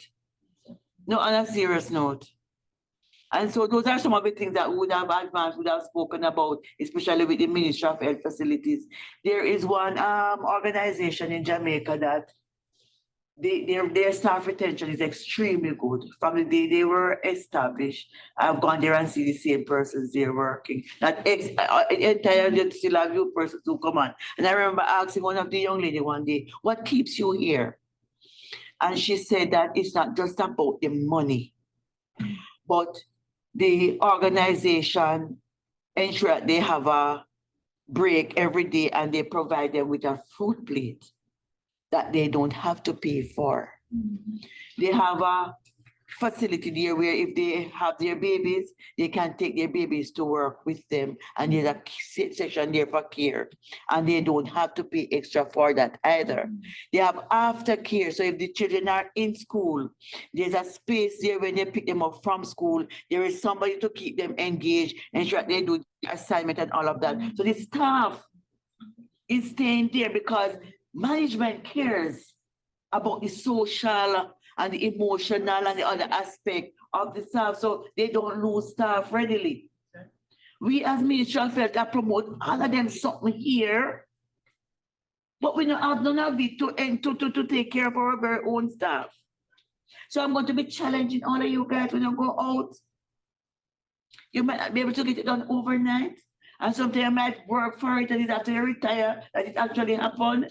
Yeah, but if people who fight for we get freedom, they never enjoy the freedom that we are enjoying, right? So we can set the foundation for somebody else that we may not enjoy it. Encourage churches to have breastfeeding room. My church has it. Where's your church? What's your church? New Testament, put more. We have a breastfeeding room, a feeding room. So if the mothers want to feed, bottle feed, we have a room where they can just go and feed their babies. Because we have a very vibrant cradle ministry, cradle of love ministry. So that facility is there. So that is something you can actually work with as well. Because I do have mothers who have their babies, they are coming, and they don't really want some in congregation to breastfeed the baby, not true. So sometimes it's how the bottle pop up. But if there's a space where they can go and do that, so you can work on that as well. Large establishment, nursing mother section at restaurants. Yeah. Some restaurants abroad do have a nursing mother section. So while they are nursing there, that is the section once they are going to be nursing, they can sit there, so they're nursing, so the baby on the breast and them eating them food.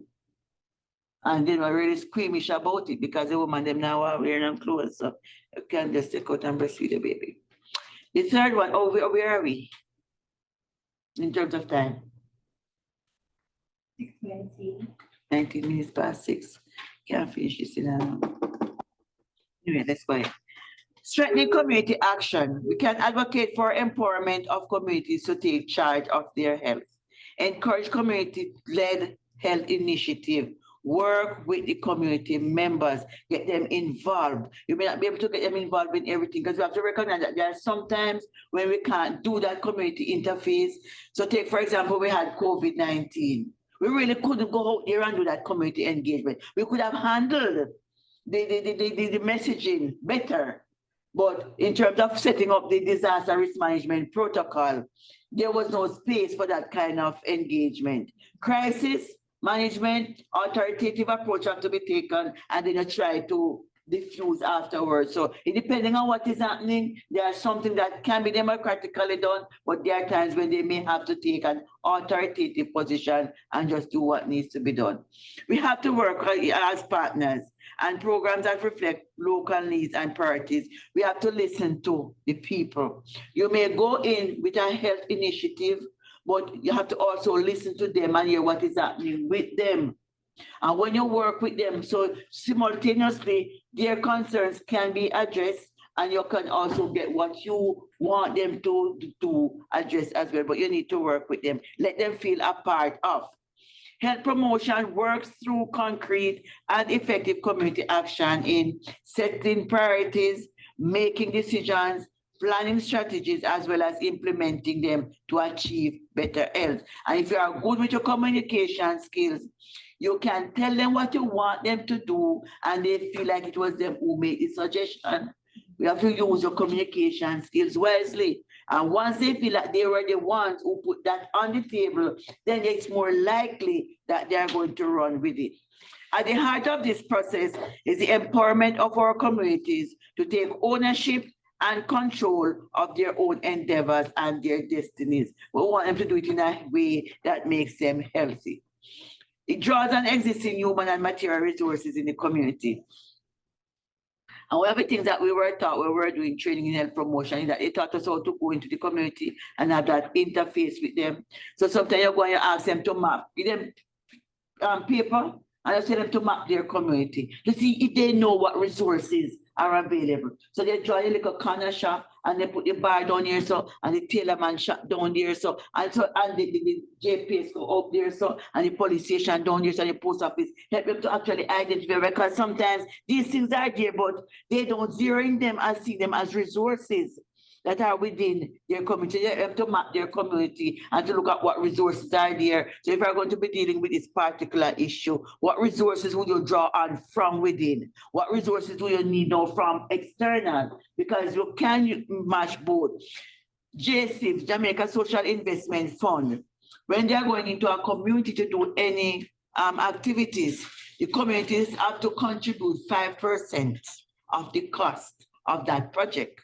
And that 5% is not money, it's through manpower. So they don't just go in and use do, they want the community members to work with them for the attainment of what they want to do. So they understand the whole business of strengthening community action. It enhances self-help and support. It also develops flexible systems for strengthening public participation and direction of health matters. And this requires full and continuous access to information, learning opportunities for health, as well as funding support that they need. Because there are some things that they may require external funding. How do you help them now to do this whole bit of advocacy and networking, knowing who they can actually tap into to get some of these fundings for what they need to do? It also requires full and continuous access. I think I did say this already, so why do I have it twice? Okay, need to go back to this presentation. I have duplication. So in summary, strengthening of the community action gives communities the power to identify their own health priorities and to partner with other agencies to address these priorities. It is for communities to establish ownership of the health problems specific to their population and work with others in resolving them. So community groups, social agencies, faith-based organization, and please let us remember that we can't live with a faith-based organization because we do have the communities that are really involved. So even if you and I don't believe that there's a God that exists, you have to understand, work with the people where they are. So you have to work with what they believe in. It involves community empowerment, so you give communities lines of communication that they can express concerns. So you talk with them, you listen to them, you take note of what they are saying. Representation at all levels of government. Sometimes you're not a political representative, but you go in and you understand the issues that they are going through. You may have to be the one now to kind of bring that political agenda on the table to help to resolve some of the issues. So you might know who the councillor is. You will chat him up a little bit. So this, yeah, this, sometimes we just have to work with them, and that's the reality of life. You might know the MP, you chat with him a little bit. And I tell people, whenever you want anything in an election time, you must ask for everything what you want, you can get it. Yeah, when you're election, they hear them, silly season. Representation at all levels of government. Information requires to access funding, community education, as well as the activities that they engage in. And so we want to develop personal skills, and this is to enable people to learn throughout life, to prepare themselves for all of the stages, as well as to cope Right. As well as to cope with health events, chronic illnesses and injuries, and that is very essential. We are having so many road accidents. It's like, like when you have one outbreak, that's what it's beginning to feel like. Every 5 minutes you hear about somebody in an accident. It's just, what is going on in the mindset of the people? Why there's no caution on the road sometimes. Somebody need to do a study to find out what is going on with these road users, because something has got to be wrong. Something is wrong. Developing time management skills and assertiveness to deal with stress, accessing information and support to quit smoking. And some of these resources may be there, the facilities are there. You need to be able to know to point them to where they can actually get this support system. This is facilitated through a setting approach. So you can work with them to the school, the home, the workplace, and the communities. And I know that Cancer Society had a quit campaign some time ago, and they would have worked with health in terms of getting some of these. You have the National Council on Drug Abuse who work through the setting, and they work primarily with school children. They've at-risk vulnerable population. So they are in the primary and high school, working with them on those programs. Okay, we're going to the workplace, and we encourage persons to do like breast self-examination. That's a part of personal skills development. They may not be able to go every day to go, or every year to go to that, but if they're doing their monthly breast self-examination, if changes are occurring, then they can pick up that everything is not okay and go for further care. So we need to build the personal skills that are there. And these are actions through education, professional, commercial, and voluntary bodies can work with us in getting those done. That little picture there said, if you give a man a fish and you feed him for a day. Teach a man to fish and you feed him for life. That's what the whole business of personal skills development is all about. You want them to live with the skills. So you're encouraging the development of health literacy and skills that are necessary for individuals to make healthier choices and manage health issues. So in your chronic disease patients, you have to help them to be able to manage their condition in such a way that they can become stabilized and they remain stable. Too often you have your chronic disease patients and they keep coming back to you month after month for follow-up care, and the thing just not settling down. Have dialogue with them. What is happening on the ground? We're telling them to eat healthy, but do they have the money? Who is preparing the meal? They might be talking to the one who is affected, but they are not the one preparing the meals in the kitchen. You may not need to get the family members on board to understand that when you prepare a meal that is low in salt for grandma, everybody in the house is going to benefit, because it means that you're going to reduce your risk of developing hypertension or other conditions related to high salt consumption. So you have to sell it in such a way that they don't see it as a burden to do what is needed to be done for the ones who is affected, but them themselves can also become beneficiaries of that kind of healthy practice. So we have to work with them in managing their health issue. It was in St. Thomas that the education officers, they had what they call the 5 M's to chronic disease. So they look at motion, they look at meals. What were the other M's? Medication was one. So they did not just, so they thought movement, meals, medication, monitoring, and let's see. I said movement. Yeah. And so they use that as the way to engage the chronic disease patients. So even with the medication, they don't just go and get the medication. They understand what is it the medication is doing for them. What that would do now is help to reduce the reliance on the bush medicine.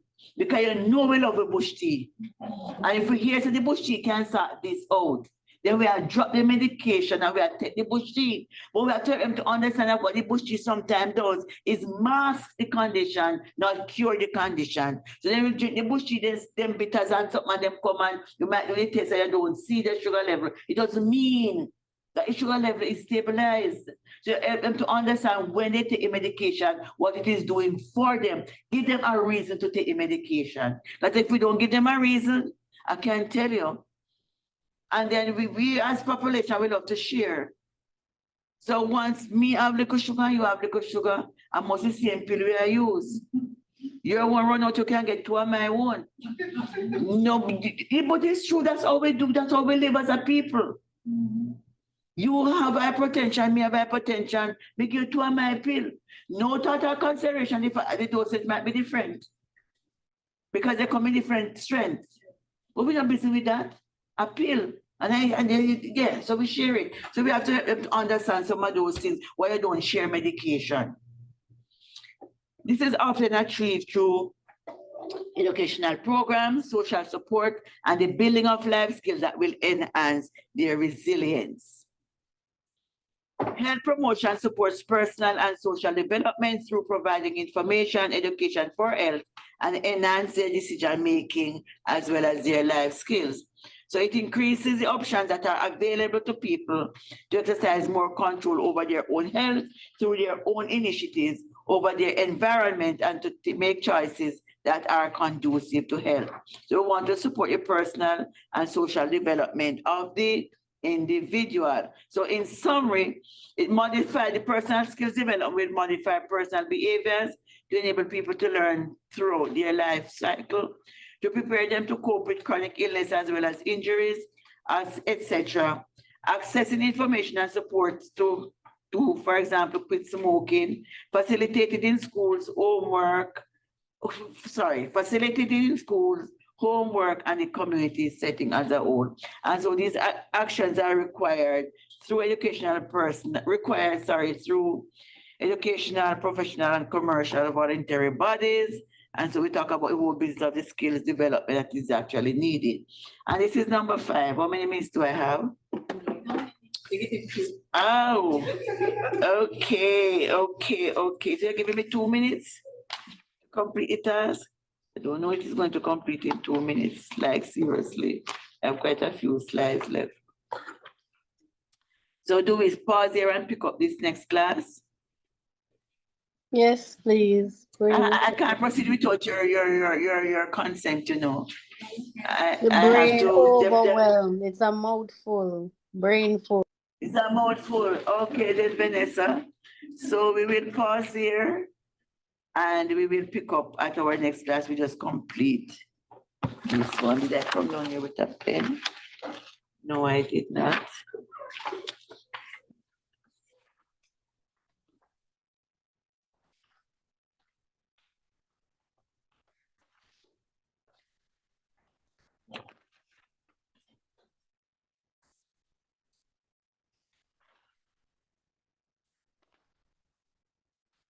So have a good rest of the evening.